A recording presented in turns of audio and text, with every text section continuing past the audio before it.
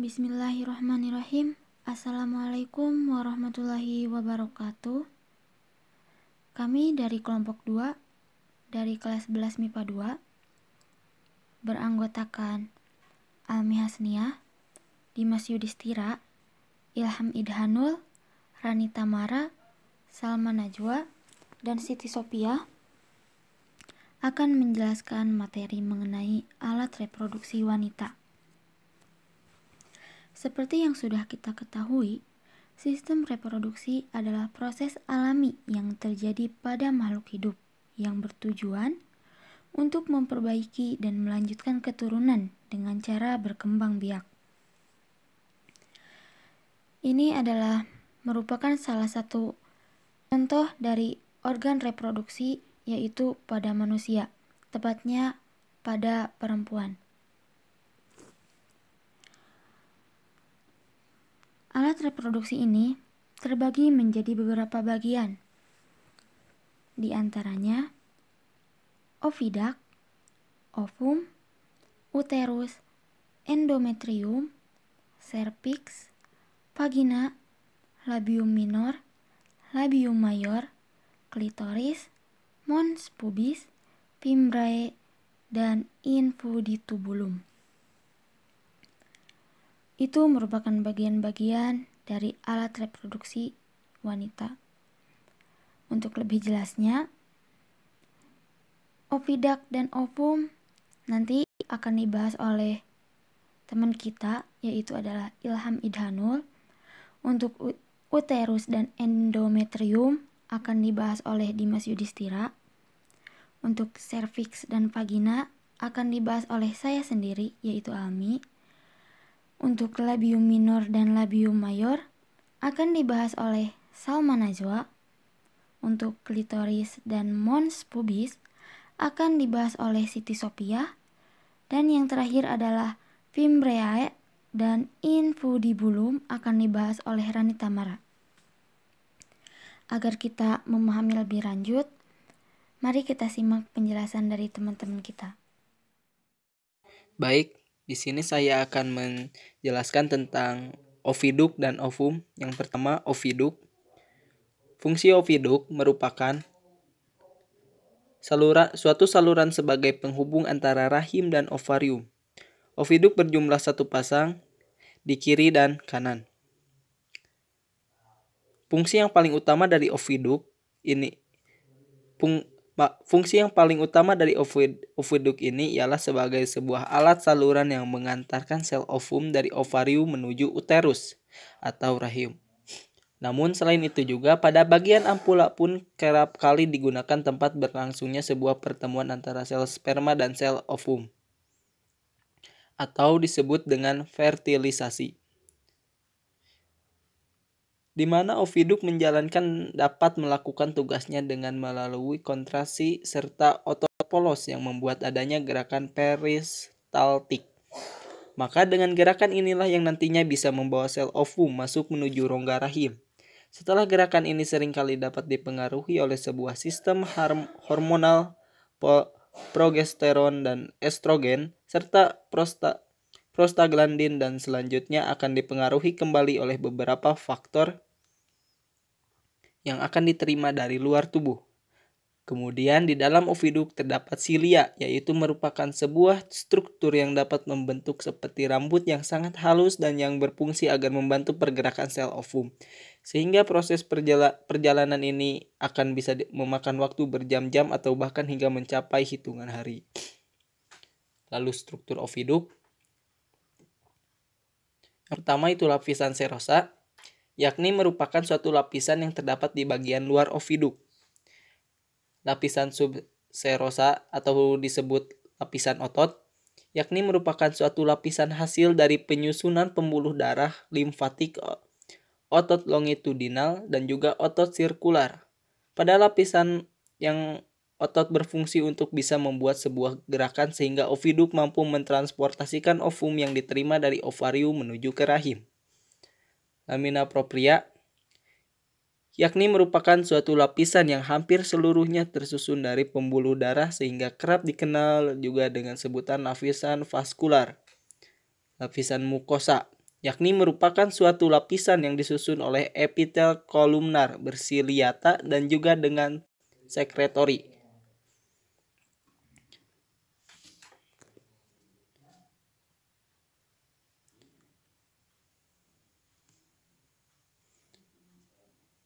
Lalu ada juga bagian-bagian oviduk.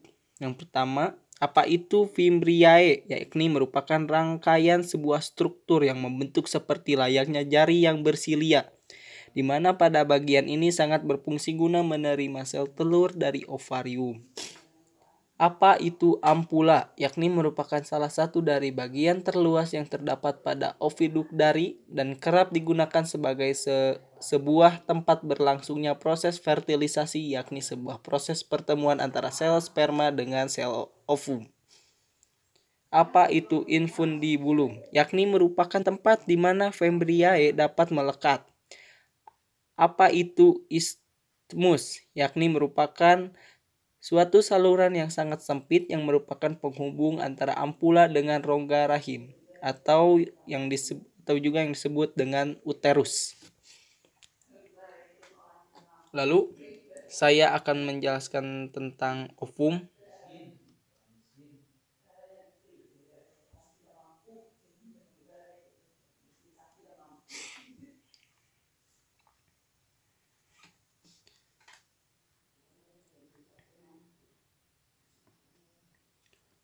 Ovum merupakan sel telur atau gamet pada wanita yang dipakai dalam proses reproduksi untuk menghasilkan sebuah individu baru yang ditemukan di ovarium.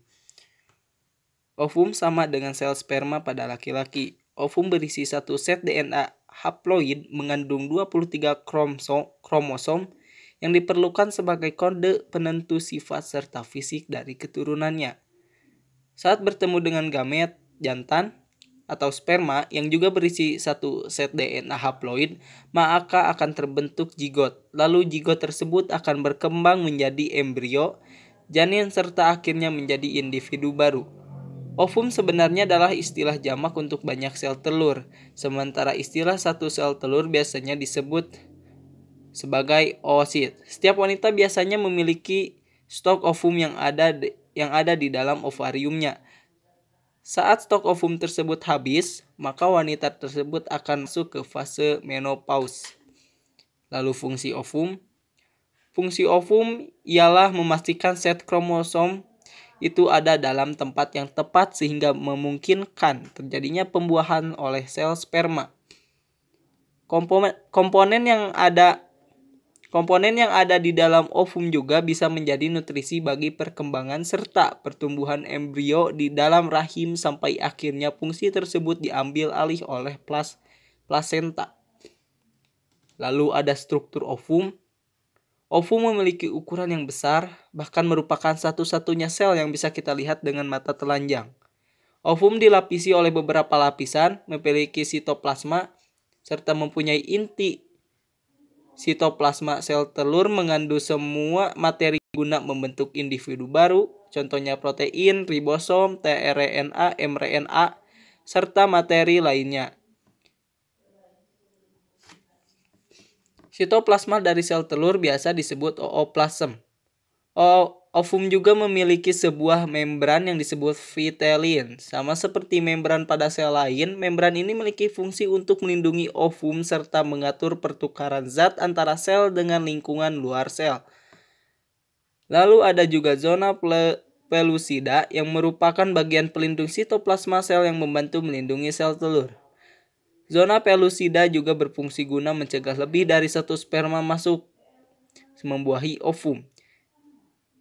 Jadi, saat sudah ada sel sperma yang membuahi ovum, maka otomatis zona pellucida tak akan membiarkan sel sperma lain masuk. Sekian yang bisa saya jelaskan. Wassalamualaikum warahmatullahi wabarakatuh. Baik, di sini saya akan menyampaikan dua materi. Materi yang pertama yaitu mengenai uterus dan materi yang kedua yaitu mengenai endometrium.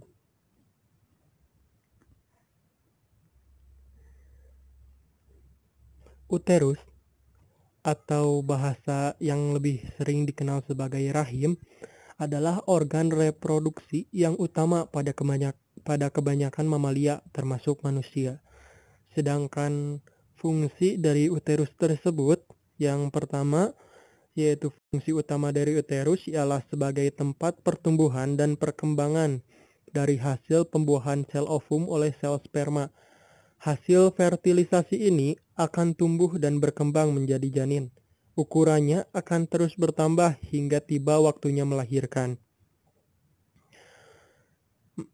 Yang kedua, uterus juga berfungsi untuk mengalirkan darah ke organ seksual selama berhubungan intim.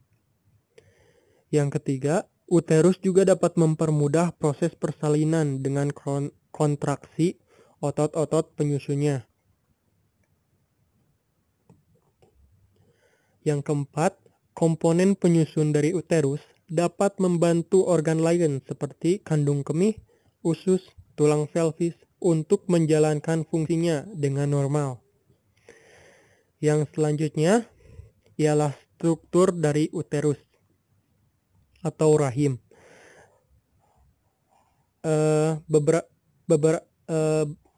Berikut ini terdapat beberapa struktur uterus terdiri atas yang pertama endometrium, yang materinya saya akan sampaikan nanti pada materi yang kedua. Yang kedua adalah myometrium. Myometrium merupakan lapisan otot yang disusun oleh kumpulan otot polos. Fungsinya sangat penting pada masa pertumbuhan dan perkembangan janin. Yang selanjutnya, perimetrium. Perimetrium merupakan lapisan terluar dari uterus.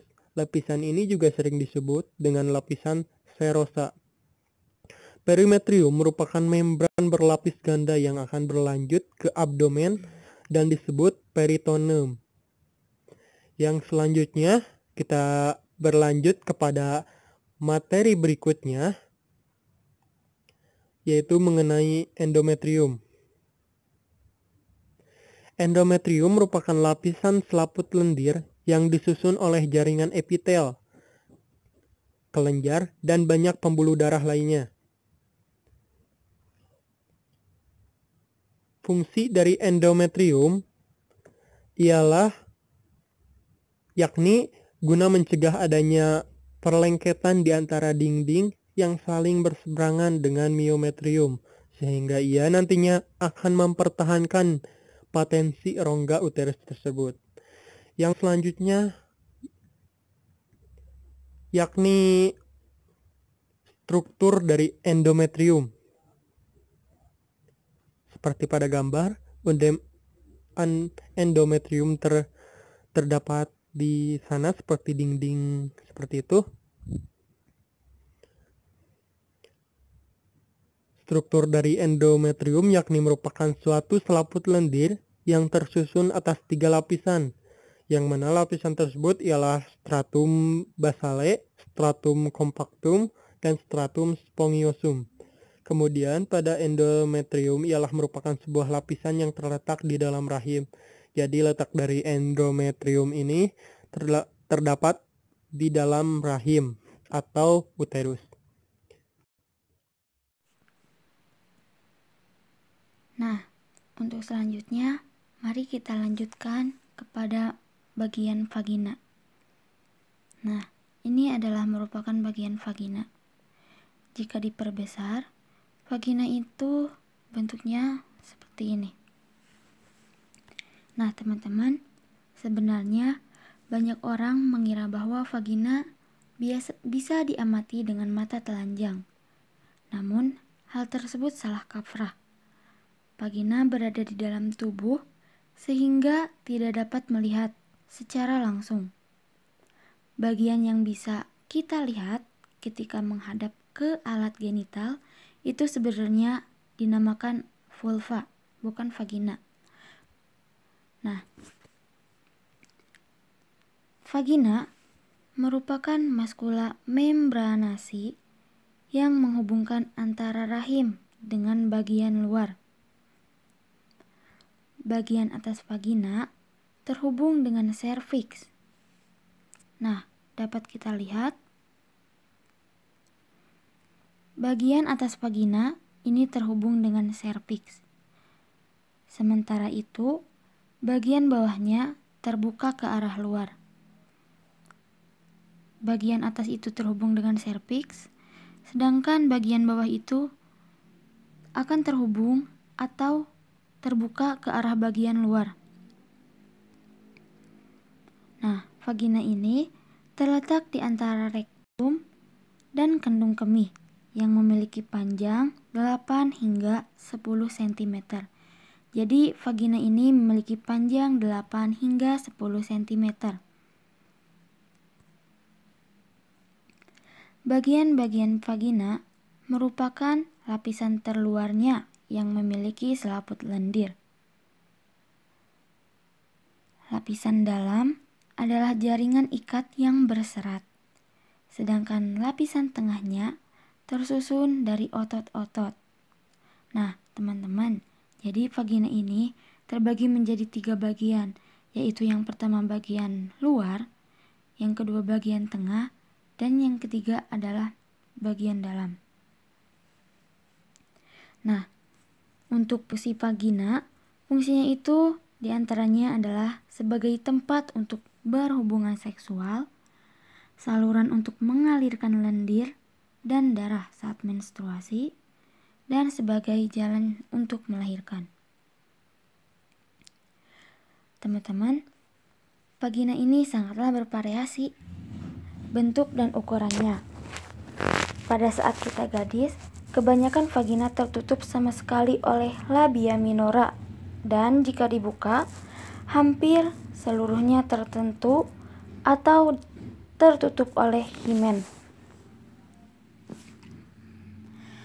Salah satu pembuluh darah yang disebut himen menutupi sebagian saluran vagina. Membran ini dapat robek akibat aktivitas fisik yang berat atau saat terjadi hubungan badan. Vagina juga berfungsi sebagai alat kopulasi wanita dan juga sebagai saluran kelahiran. Dindingnya berlipat-lipat, dapat mengembang saat melahirkan bayi. Pada dinding sebelah dalam vagina bermuara kelenjar Bartholin yang mengsekresikan lendir pada saat terjadi rangsangan seksual. Nah, fungsi dari cairan lendir itu sendiri adalah untuk melindungi atau sebagai perlindungan yang penting dengan cara menjaga vagina agar tetap lembab dan licin, dan mencegah bakteri serta kuman-kuman lain untuk masuk ke dalam rahim. Ini adalah bagian dari mekanisme pembersihan diri oleh vagina. Nah, sebenarnya vagina itu bagian luar ya teman-teman, bukan yang dapat kita lihat sendiri seperti itu. Nah, untuk selanjutnya, selain vagina, saya juga akan menjelaskan serviks. Ini adalah bagian serviks. Nah, tadi kan teman-teman sudah tahu kalau vagina itu yang bagian atasnya nyambung dengan serviks. Nah, ini nih, tuh. Jika kita lihat, serviks itu jika diperbesar akan kelihatannya seperti ini.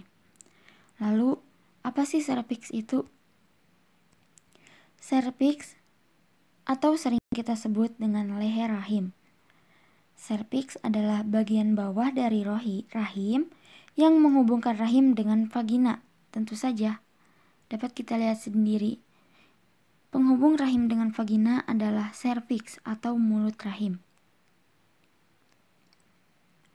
Serviks berbentuk seperti tabung. Nah, dapat kita lihat, ini tuh bentuknya seperti tabung yang berfungsi untuk melindungi rahim dari infeksi dan sebagai jalan masuk sperma saat berhubungan seksual. Tentu saja,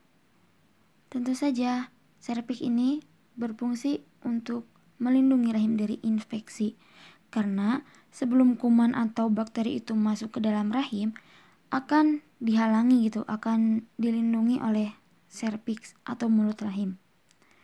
Nah, serviks juga memproduksi lendir yang akan memiliki tekstur berubah-ubah selama siklus menstruasi. Perubahan tekstur lendir Serviks bertujuan untuk mencegah atau membantu terjadinya kehamilan. Nah, mungkin teman-teman seperti itu penjelasan dari vagina dan serviks. Untuk selanjutnya kita bahas bagian yang lainnya.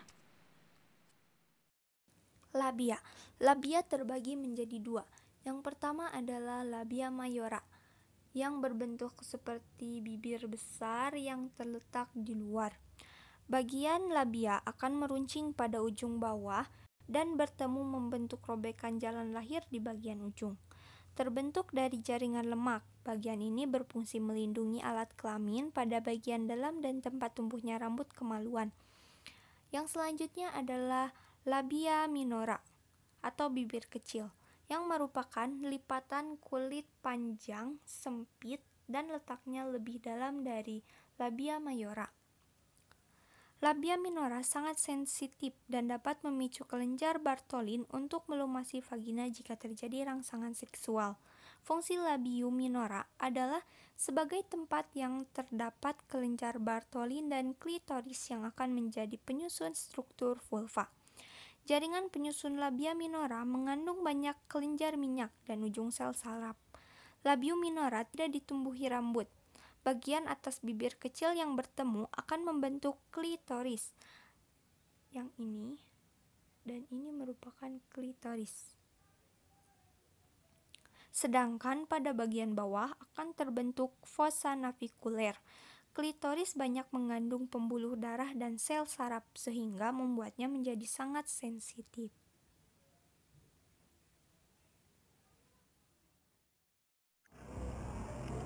Klitoris. Klitoris merupakan struktur yang homolog dengan organ penis pada reproduksi wanita. Akan tetapi, karena adanya pengaruh genetik, maka pertumbuhannya menjadi tidak sempurna serta mengalami rudimeter atau mengecil. Organ ini berada di dalam labia minor.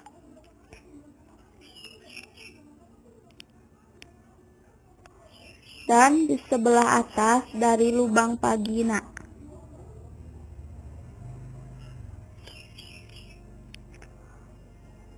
Mons pubis atau mons veneris merupakan bagian terluar organ genitalia yang terletak di bagian depan dan juga melingkupi tulang kemaluan. Simptisis pubis. Bentuk mons pubis sedikit menonjol ke depan, tampak seperti segitiga terbalik. Juga akan ditubuhi rambut kemaluan ketika pubertas.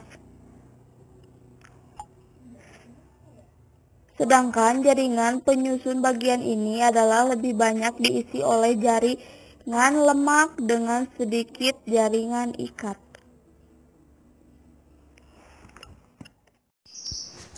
Infundibulum adalah salah satu bagian reproduksi pada wanita, yaitu puba fallopi.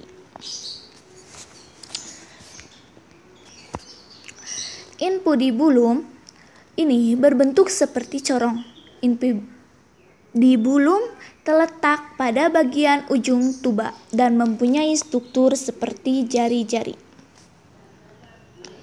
Struktur yang seperti jari-jari ini disebut dengan fimbria. Fimbria merupakan selaput yang terdapat dari bagian pangkal ovarium dan berdekatan dengan ujung saluran opidus.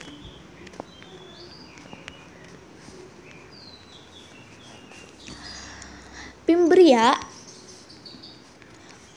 ini berfungsi untuk menangkap sel ovum yang telah matang yang dikeluarkan oleh ovarium. Nah, teman-teman, mungkin seperti itulah penjelasan dari kami. Kurang lebihnya mohon dimaafkan. Terima kasih atas perhatiannya dan semoga video ini bermanfaat bagi kita semua. Sekian, wassalamualaikum warahmatullahi wabarakatuh.